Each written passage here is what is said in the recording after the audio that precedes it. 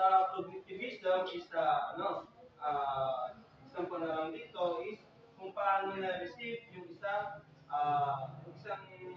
bagay. So, cognitivism is more on ano siya, kung ano yung pumapasok sa ating utak. Katulad ng, halimbawa, ng isang memory, di ba? Kung ano nilalagay mo doon is na-restore siya. So,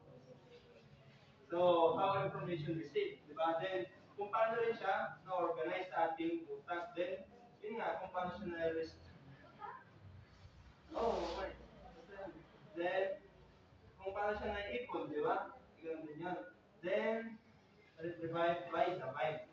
So, more on ano siya, cognitivism is kung ano siya yung theory siya na kung ano yung pumasok sa utak mo, di ba? Halimbawa na lang, yung mga pinag-aaralan mo ng mga elementary, di ba? Then, pero minsan, mas naaral pa kasi natin yung, kung halimbawa yung kumain kaysa dun sa, yung pinag-aaralan, di ba? So, yeah, kumain. So, then meron tayo ditong three concepts of cognitive wisdom. So, number one is mental processes. So, learning involves cognitive process like attention, memory, and problem solving. So, gumagana ang cognitive wisdom, more on ano siya, kapag ikaw ay isang bata, ay nakikinig sa pag-discuss. Then, ano din, pero sa memory din, di ba, kung meron kasi, yung sinasabi nila, fast learners, sa slow learner. Pero kung ano namang slow learner, kung nag-aaral naman ko dito. Memory din, more on ano din siya, sa problem solving, di ba? Doon na gumagana yung cognitive wisdom. Then, number two, schema. Knowledge is organized in mental frameworks or schemas. So, nandun siya. Then, number three, active learning. Learners, sa pamagitan din ng pagiging aktibo ng isang estudyante is doon gumagana din yung cognitivism. Then, yun nga. Then, number four is feedback, essential for understanding and correction error. So, ano siya, kung paano siya kung paano mag-feedback yung estudyante mo. Then, so, meron din siyang major theories. So, number one is kaya natin ito si Gian Piaget. No, Piaget. Okay. So now for his theory of cognitive development. Then, yeah, ano yung title dito yung tatlo kasi marami siya. So, si Lev Vygotsky din. So, na-emphasize niya yung social interaction and long proximal development or GPD. So, ayon kay Lev Vygotsky is, ano siya, yung theory niya rin, yung major theories niya rin is kung paano rin mag-interact yung sa estudyante. Then, number three is yung kay Jerome Bruner. Is in-introduce niya yung concept of discovery learning. So, ano siya, mas nag-focus siya kung paano ma-discover ng isang bata yung isang nag-aaralan.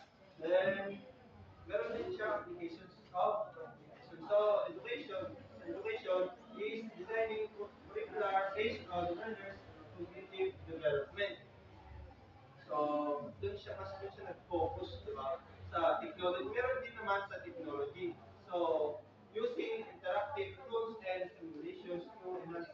Ano nga ba yung mga example nito? So, halimbawa na lang din sa mga PowerPoints, ganyan, or sa mga visual, di ba? So, doon mas nakikinig yung isang estudyante. Then, meron din tayong workplace training. So, developing problem solving and critical thinking skills. So, mas gumagana talaga ang cognitive kapag, ayan, nai-execute mo itong. Then, meron din tayong mga advantages of cognitive wisdom. So, give advantage of cognitive wisdom. Number one, focusing on internal thought process. Number two, promote active engagement and critical thinking. So, acquiring understanding or memorization. So yun nga, meron din tayo mga advantages na cognitive. So number one is focus on internal thought process. So, based, sa pamagitan ng Cognitivism is uh, maaaring makapag-focus yung isang estudyante through process. So, by process siya. Hindi siya yung parang lisanan. So, by process. Di ba? Then, number two, promotes active engagement and critical thinking. So, napopromote niya rin yung pagiging critical thinking ng isang bata. Di ba? So, napopromote niya rin yung pagiging critical thinking ng isang bata, di ba? Kung paano yung the way na kung paano mo ituro is na-adapt niya yun. Then, number three, encourages understanding over memorization. So, uh, sa activism is na kapag ano siya, na-encourage yung isang estudyante para mag-memorize ng isang bagay, di ba? Depende na rin yun sa pagtuturo natin. Pero, yun nga, yun yung isang advantages ng uh, division, which is na-encourage yung isang bata na magkaroon ano siya, understanding, yung maintindihan yung kanyang memorize, hindi lang yung memorize, because na ano niya pa, naiintindihan niya pa. Then, meron din tayong criticism of division. Oh, over overemphasis on mental process, neglecting emotions and social factors. So yun yung isang criticism din ng cognitivist.